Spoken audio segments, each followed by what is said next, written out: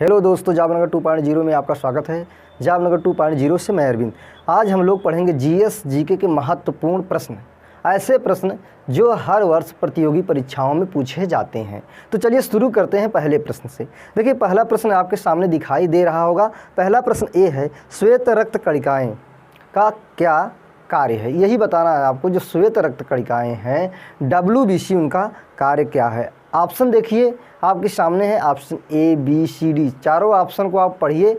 Option को पढ़कर comment box में आंसर दीजिए। अगर नहीं आएगा तो घबराने की कोई ज़रूरत नहीं है, हम आपको श्योर है बताएंगे और सही ढंग से बताएंगे, समझाएंगे कि कैसे, कहाँ से, कौन सा ऑप्शन सही है, इस ऑप्शन में क्या सही होगा। तो चलिए बताते हैं। चर्चा करते हुए हम आगे बढ़ाते हैं क्लास को। संक्रमण से लड़ना, सी, ऑप्शन सी सही है। संक्रमण से लड़ना, WBC का कार्य यही है। WBC का कार्य यही है कि संक्रमण से लड़ना। ये संक्रमण से लड़ने का कार्य करते हैं। इसे शॉर्ट में WBC कहते हैं। WBC से शॉर्ट में करते हैं। श्वेत रक्त कणिकाएँ इसे कहते हैं। ल्यूकोसाइट्स कहते हैं इसे,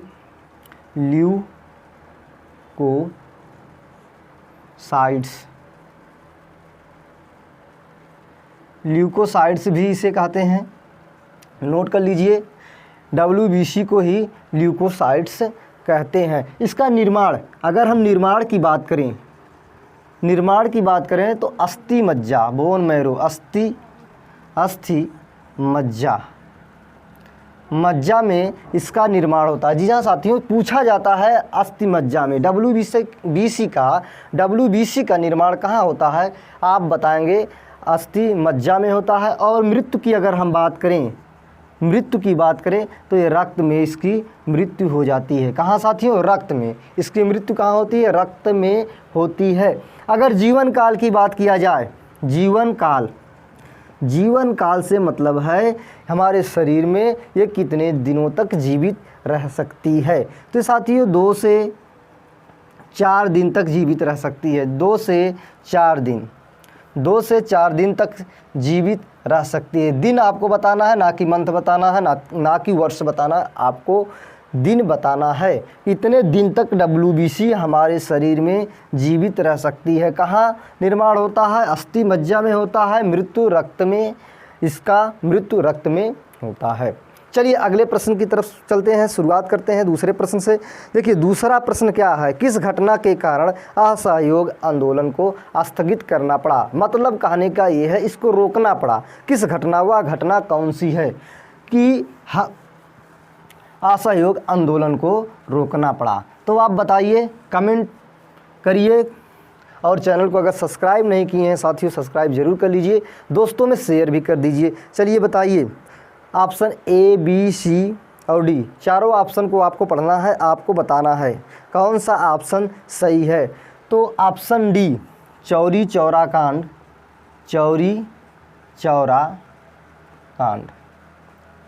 ज़रा देखते हैं इसके बारे में, समझते हैं चौरी चौरा कांड के बारे में। कब हुआ था? 1922 ईस्वी में हुआ था। कब हुआ था? 1922 ईस्वी में हुआ था। और जगह का नाम क्या था? उत्तर प्रदेश। जी हाँ साथियों, उत्तर प्रदेश का नाम आप लोगों ने सुना ही होगा। तो चौरी चौरा कांड वहीं हुआ था, 1922 में हुआ था। उत्तर प्रदेश का नाम उत्तर प्रदेश था। अगर जगह की बात किया जाए तो गोरखपुर नाम था। उत्तर प्रदेश में एक जगह है गोरखपुर।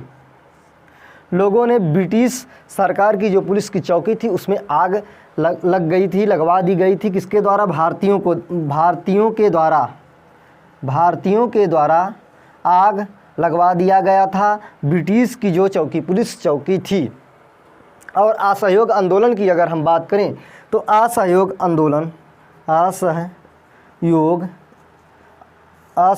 आंदोलन की शुरुआत कब हुई थी?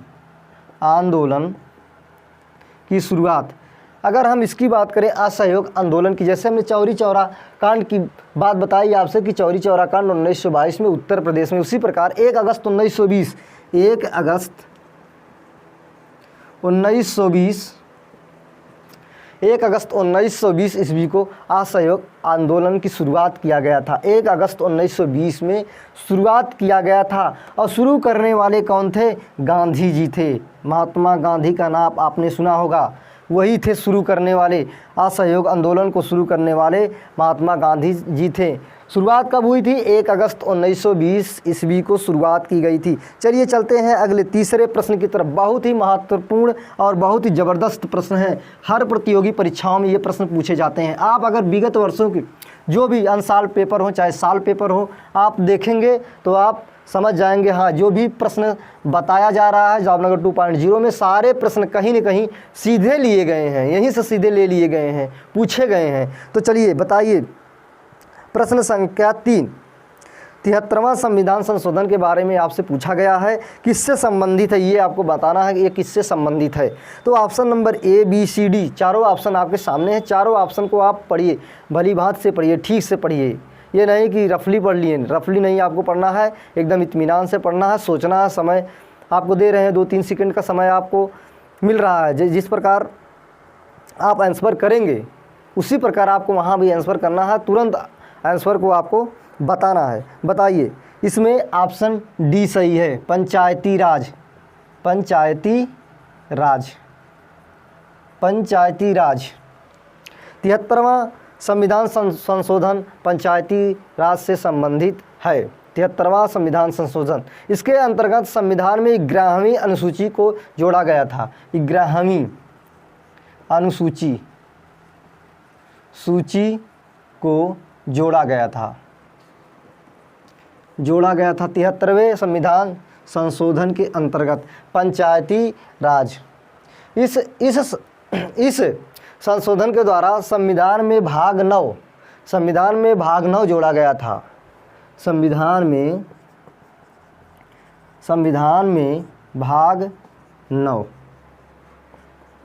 भाग 9 जोड़ा गया था। तो आप समझ गए होंगे कि पंचायती राज किससे संबंधित है? 73वां संविधान संशोधन से संबंधित है। 11वीं अनुसूची जोड़ी गई थी और 9वां भाग जोड़ा गया था। चलिए चौथे प्रश्न की तरफ चलते हैं। सर्वेंट ऑफ इंडिया सोसाइटी के संस्थापक कौन थे, ये बताना है। सर्वेंट्स ऑफ इंडिया सोसाइटी, चलिए बताइए। ऑप्शन देखिए आपके सामने है, ऑप्शन को पढ़िए। प्रश्न संख्या 4 के ऑप्शन को आपको पढ़ना है और उत्तर कमेंट बॉक्स में देना है। कमेंट के माध्यम से आप उत्तर दीजिए। सीधे तो हम आपसे संपर्क में नहीं है, लेकिन जो है नेटवर्क कनेक्टिविटी के द्वारा और मल्टीमीडिया के द्वारा हम आपसे सीधे संपर्क में हैं। तो आप बताइए, आप कमेंट करेंगे तो कमेंट हमारे तक पहुंच जाएगा। हम अगर सही रहेगा, सही गलत क्या है आपको आगे बता ही रहे हैं, लेकिन और भी प्रश्न आपके मन में अगर हैं तो आप उस प्रश्न को कमेंट बॉक्स में लिखिए। हमारी टीम आपको पूरा जवाब देगी, सही जवाब देगी, चाहे वो मैथ हो, चाहे रीजनिंग हो, चाहे हिंदी हो, कोई भी प्रश्न कहीं से भी हो। अगर आपके मन में है कि आप हम सर से पूछे तो पूछ सकते हैं। व्हाट्सअप नंबर अगर चाहिए तो वहाँ भी आप पूछ सकते हैं। WhatsApp number 96 16 18 74 56। इससे आप सीधे कांटेक्ट कर सकते हैं। 2-3 घंटे के अंदर में आपका जवाब मिल जाएगा। टीम हमारी जो है, जितने भी प्रश्न आपके रहेंगे, हमारी टीम उस प्रश्न को पढ़कर और समझकर आंसर, विस्तार पूर्वक आंसर आपको दिया जाएगा। चलिए पढ़ते हैं हम 5वां प्रश्न। पानी में हवा का बुलबुला, चौथे प्रश्न की तरफ हम लोग चल रहे थे, भूल गए थे। सर्वेंट्स ऑफ इंडिया सोसाइटी के संस्थापक कौन थे, यहाँ हम लोग चले थे। तो बताइए कौन सा ऑप्शन सही है? ऑप्शन डी सही है, गोपाल कृष्ण गोखले। गोपाल कृष्ण गोखले, ऑप्शन सी सही है। ऑप्शन सी सही है, गोपाल कृष्ण गोखले। ये नरमपंथी थे, गरमपंथी और नरमपंथी दोनों लोग थे। तो इसमें गोपाल कृष्ण गोखले नरमपंथी थे। ये भी पूछा जाता है गोपाल कृष्ण गोखले किससे संबंधित थे, तो आप जानेंगे तो बताएंगे कि ये नरमपंथी से संबंधित थे। किससे संबंधित थे? नरमपंथी से संबंधित थे। गोविंद रानाडे के शिष्य थे। ये गोविंद रानाडे के शिष्य कौन थे? गोपाल कृष्ण गोखले गोविंद रानाडे के शिष्य थे। पूछा जाता है गोपाल किससे गोखले किसके शिष्य थे? गोविंद रानाडे के शिष्य थे, नरम पत्थी से संबंधित रखते थे। चलिए अब चलते हैं 5वें प्रश्न की तरफ। प्रश्न संख्या 5। प्रश्न संख्या 5 में आपको बताना है पानी में हवा का बुलबुला किस प्रकार व्यवहार करता है। पानी में हवा का बुलबुला किस प्रकार व्यवहार करता है। प्रश्न संख्या 5। ऑप्शन देखिए आपके सामने है, आप ऑप्शन को पढ़िए, पढ़कर कमेंट बॉक्स में उत्तर दीजिए। बताइए प्रश्न संख्या 5 का डी सही है अवतल लेंस। अवतल लेंस, अवतल लेंस सही है। अवतल लेंस के बारे में अगर हम थोड़ा सा चर्चा करेंगे, इसे अपसारी लेंस कहते हैं। अपसारी लेंस, अपसारी लेंस कहते हैं। देखिए यहाँ से भी प्रश्न पूछा जाता है, अपसारी लेंस है, अवतल लेंस, उत्तल लेंस। तो आप अगर जानेंगे अपसारी किसे कहते हैं तो तुरंत जो है टिक करके आगे बढ़ जाएंगे। तो अवतल लेंस को अपसारी लेंस कहते हैं। प्रश्न संख्या 6 आपके सामने है। प्रश्न संख्या 6 को पढ़िए और ऑप्शन भी पढ़िए, उत्तर दीजिए। भारत का सबसे बड़ा जनजाति समुदाय कौन सा है? आपको जनजाति समुदाय के बारे में बताना है, कौन सा ऐसा समुदाय है जो भारत में सबसे बड़ा है। Option A, B, C, D, चारों ऑप्शन आपके सामने है। चारों ऑप्शन को आपको पढ़ना है, पढ़कर उत्तर दे देना है फटाक से। चलिए बताइए कौन सा है। तो option B Gond, Gond, option B Gond. तो चलिए चर्चा का ये कर लेते हैं, ये गोंड कहाँ कहाँ पाए जाते हैं, कहाँ कहाँ ये पाए जाते हैं, ये जनजातियाँ कहाँ पाई जाती हैं। तो पहले महाराष्ट्र में, महाराष्ट्र में, मध्य प्रदेश में, एमपी में भी पाई जाती हैं ये जातियाँ। महाराष्ट्र, एमपी, आंध्र प्रदेश में, आंध्र प्रदेश सबसे बड़ी जनजाति समुदाय इन्हीं की है। और उड़ीसा, उड़ीसा, इन जगहों पर ये जनजातियाँ पाई जाती हैं। गोंड जनजातियाँ महाराष्ट्र, मध्य प्रदेश, एमपी, आंध्र प्रदेश, उड़ीसा, इतने जगह पर ये जनजातियाँ पाई जाती हैं, गोंड जनजातियाँ। चलिए अगले प्रश्न की तरफ चलते हैं, प्रश्न संख्या 7 की तरफ चलते हैं। प्रश्न संख्या 7 देखिए आपके सामने है। प्रश्न संख्या 7 आप पढ़िए और उत्तर दीजिए। ऑप्शन भी सामने है, प्रश्न भी आपके सामने है, आपको पढ़ना है और पढ़कर उत्तर देना है। चलिए बताइए कौन सा रक्त समूह सर्वाधिक रक्त दाता है। रक्त समूह, ऐसा कौन सा रक्त समूह है जो सबको रक्तदान में दे सकता है, सबको दे सकता है, यही आपको बताना है। तो ऑप्शन आपके सामने। ये बहुत महत्वपूर्ण प्रश्न है, चाहे यूपी SSSC हो, चाहे पुलिस की वैकेंसी हो, दरोगा की वैकेंसी हो, उत्तर प्रदेश की कोई वैकेंसी हो या उत्तर प्रदेश से बाहर की कोई वैकेंसी हो, चाहे रेलवे हो, हर जगह ऐसे ही प्रश्न पूछे जाते हैं। ये नहीं बहुत टफ प्रश्न पूछ लिए जाते हैं, आप लगा नहीं पाएंगे। अगर आप पढ़ेंगे तो आपको प्रश्न आसान रहेगा, अगर आप नहीं पढ़ेंगे, आप इधर उधर घूमेंगे तो नहीं लगा पाएंगे, आपको कोई सरल ही प्रश्न बहुत कठिन लगने लगेंगे। तो इसलिए आप मेहनत करिए और मेहनत रंग लाएगी, एक ना एक दिन आप ज़रूर सरकारी जॉब पा जाएंगे। लेकिन अगर पढ़ेंगे तो, अगर नहीं पढ़ेंगे तो नहीं पाएंगे। यूट्यूब के माध्यम से हम आपसे जुड़े हैं, हमारी पूरी टीम आपके साथ है। आप केवल पढ़िए, कोई भी दिक्कत हो आप कांटेक्ट कीजिए, आपके पास नंबर भी है। तो चलिए बताइए कौन सा सही है। सी, 7 का सी सही है। ओ, 7 का सी सही है, ओ। तो ये इसमें एंटीजन पाया जाता है। अगर हम एंटीजन की बात करें, एंटीजन, तो इसमें कोई एंटीजन नहीं पाया जाता है, कोई नहीं पाया जाता है। अगर हम एंटीबॉडी की बात करें, एंटीबॉडी, तो इसमें ए और बी एंटीबॉडी पाई जाती हैं। एंटीबॉडी ए और बी पूछा जाता है, वो में एंटीबॉडी कौन पाई जाती है, तो आप पढ़े रहेंगे तो बताएंगे ए और बी पाई जाती है। और एंटीजन कोई नहीं पाया जाता है, कोई नहीं एंटीजन पाया जाता है, नोट कर लीजिए। और एंटीबॉडी ए और बी पाई जाती है। चलिए 8वें प्रश्न की तरफ फटाफट चलते हैं, हम समय का थोड़ा अभाव है। 8वें प्रश्न की तरफ चलते हैं, प्रश्न संख्या 8। प्रश्न संख्या 8 देखिए पढ़िए, आपके सामने है प्रश्न संख्या 8। चौथी बौद्ध संगीति का आयोजन, संगीत का आयोजन कहाँ हुआ था। चौथी बौद्ध संगीत किसके शासनकाल में हुआ था, कहाँ हुआ था, ये भी आपको दोनों बताना है। तो चलिए बताइए कौन था। ऑप्शन ए, चौथी बौद्ध संगत कनिष्क के समय में, कनिष्क। 4 बौद्ध संगीतियाँ हुई थी, कितनी हुई थी, 4 हुई थी। अगर हम पहले की बात करें, प्रथम की बात करें, तो प्रथम स्थान का नाम था राजगिरी, राजगृह।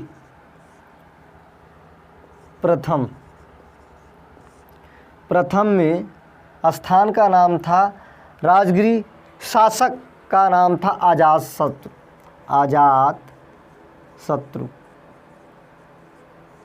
शासक का नाम था अजातशत्रु और राजगृह में स्थान था, राजगृह में हुई थी। अगर हम द्वितीय की बात करें तो द्वितीय वैशाली। द्वितीय की बात करें तो द्वितीय वैशाली। अगर हम शासक की बात करें, जैसे पहले में अजातशत्रु, उसी तरह दूसरे में कालाशोक।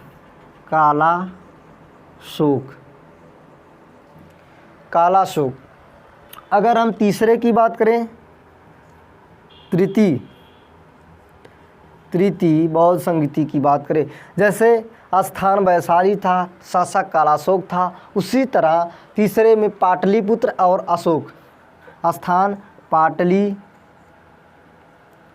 पाटलिपुत्र और शासक अशोक थे उस समय, अशोक। अगर हम चौथी की बात करें, पाटलिपुत्र अशोक, ये तृतीय। पहले में राजगिरी स्थान था, अजातशत्रु थे। तीसरे में कुंडलवन, स्थान कुंडलवन कनिष्क, स्थान कुंडलवन,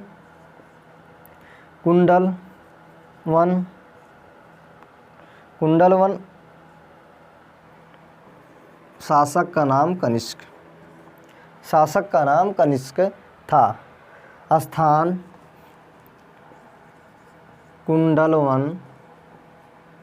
कुंडलवन, शासक का नाम कनिष्क था। बहुत ही बढ़िया, चारों एक ही स्थान पर हम आपको बता दी, जितनी बहुत संगीतियाँ हुई थी चारों एक ही स्थान पर है। फटाफट इसकी शॉट भी ले लीजिए और इसको 2-3 बार पढ़ लेंगे दिन में तो आपको याद हो जाएगा। सोते समय एक बार पढ़ लीजिए, एक बार सुबह में पढ़ लीजिए। चलिए बताइए, अब चलते हैं हम 9वें प्रश्न की तरफ। देखिए 9वां प्रश्न आपके सामने है। 9वां प्रश्न आप पढ़िए और ऑप्शन भी आपके सामने है, ऑप्शन को पढ़िए, फटाफट आंसर करिए। और जामनगर 2.0 को अगर सब्सक्राइब नहीं किए हैं तो साथियों सब्सक्राइब कर लीजिए और चैनल को दोस्तों में शेयर भी कर दीजिए। चलिए 9वें प्रश्न की तरफ चलते हैं। सत्यार्थ प्रकाश, ये आपको बताना है किसकी कृति है। तो ऑप्शन ABCD में आप बताइए कौन सा है। ऑप्शन ए दयानंद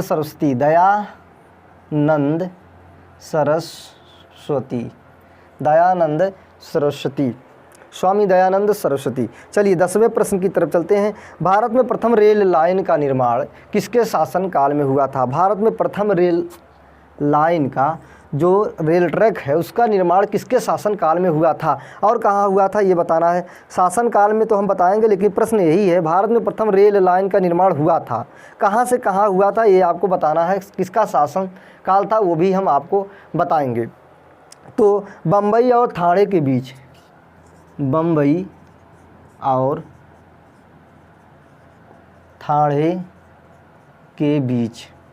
प्रथम रेल लाइन बनाई गई थी। बम्बई और ठाणे के बीच बनाई गई थी। लंबाई लगभग 34 किलोमीटर थी। 34 किलोमीटर थी साथियों। कितने किलोमीटर थी? 34 किलोमीटर थी। अगर हम तारीख की बात करें तो 16 अप्रैल तारीख थी। 16 अप्रैल 1853। 16 अप्रैल 1853। अगर हम शासक की बात करें उस समय वहाँ किसका शासन था, तो डलहौजी के शासनकाल की बात थी। लॉर्ड डलहौजी, जिसे रेलवे का जनक भी कहा जाता है। रेलवे का जनक लॉर्ड डलहौजी।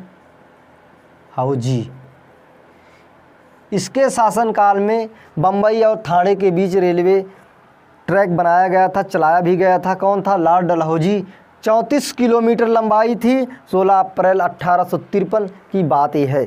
चलिए चलते हैं प्रश्न संख्या 11 की तरफ। अगला प्रश्न कौन है? लोहे का शुद्धतम रूप कौन सा है, यही आपको बताना है। लोहे का शुद्धतम रूप कौन सा है? प्रश्न संख्या 11 देखिए आपके सामने है।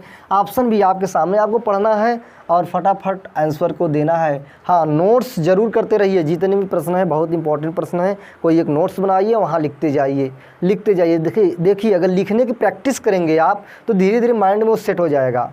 तो आप साथ में लिखते भी चलिए आपके सामने प्रश्न लग रहा है उस प्रश्न को देखते चलिए, लिखते चलिए, बार बार दोहराते चलिए। ऐसा नहीं एक दिन आप पढ़ने बैठ जाएंगे सारा का सारा चीज़ याद हो जाएगा, नहीं ऐसा नहीं, धीरे धीरे आप पढ़िए, मैथ लगाइए, रीजनिंग पढ़िए, जीएस पढ़िए, तो धीरे धीरे सारे सब्जेक्ट को आपको पढ़ना है। अंग्रेजी है तो अंग्रेजी भी पढ़िए। तो चलिए बताइए, लोहे का शुद्धतम रूप कौन सा है? ऑप्शन डी सही है, पिटवा लोहा।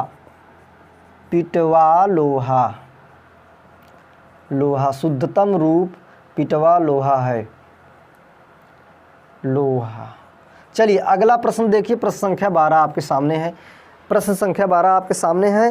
प्रश्न संख्या 12 में चीनी यात्री हेनसांग, चीनी यात्री हेनसांग किसके शासनकाल में भारत आया था? ए बी सी डी चारों ऑप्शन आपके साथ है, आपको बताना है किसके शासनकाल में भारत आया था। ऑप्शन ए सही है, हर्षवर्धन। ऑप्शन ए हर्षवर्धन, हर्षवर्धन के शासनकाल में भारत आया था चीनी यात्री हेनसांग। भारत का अंतिम हिंदू सम्राट था। हर्षवर्धन भारत का अंतिम हिंदू सम्राट था। हर्षवर्धन कौन था? भारत का अंतिम हिंदू सम्राट था। दरबारी कवि, इसके दरबारी कवि हर्षचरित कादंबरी की रचना बाणभट्ट ने किए थे। इसके दरबारी कवि जो थे बाणभट्ट थे। हर्षवर्धन जो है भारत का अंतिम हिंदू सम्राट था। भारत का अंतिम हिंदू सम्राट, हिंदू सम्राट हर्षवर्धन भारत का अंतिम हिंदू सम्राट था। कवि, इसके दरबारी कवि की अगर हम बात करें, इनके दरबारी कवि जो थे बाणभट्ट थे। दरबारी कवि बाणभट्ट,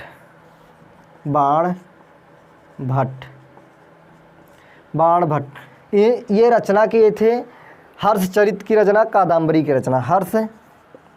हर्षचरित्र और कादंबरी की रचना कौन किए थे? कादंबरी की रचना हर्षचरित और कादंबरी की रचना कौन किए थे? बाणभट्ट किए थे। किसके दरबारी कवि थे? हर्षवर्धन के दरबारी कवि थे। भारत का अंतिम हिंदू सम्राट कौन था? हर्षवर्धन था। हेनसांग के बारे में थोड़ा सा जान लेते हैं। इसे नीति का पंडित कहते थे। हेनसांग को क्या कहते थे? नीति का पंडित। वर्तमान शाक्य मुनि भी इसे कहते हैं। यात्रियों में राजकुमार कहते हैं। तो नोट करिए, हेनसांग के बारे में नीति का पंडित इसे कहते हैं, वर्तमान शाक्य मुनि इसे कहते हैं, यात्रियों में राजकुमार इसे कहते हैं। तो साथियों, अगर चैनल को सब्सक्राइब नहीं किए हैं तो प्लीज़ दोस्तों चैनल को सब्सक्राइब कर लीजिए और दोस्तों में शेयर कर दीजिए। आज का सेशन कैसा रहा कमेंट बॉक्स में ज़रूर बताइएगा। हाँ, पढ़ते ज़रूर रहिएगा, नोट्स भी करते रहिएगा, सारे सब्जेक्ट को दोहराते रहिएगा। सोते समय और सुबह उठते समय पढ़ते ज़रूर रहिएगा। चलिए चलते हैं। नमस्कार, जय हिंद साथियों।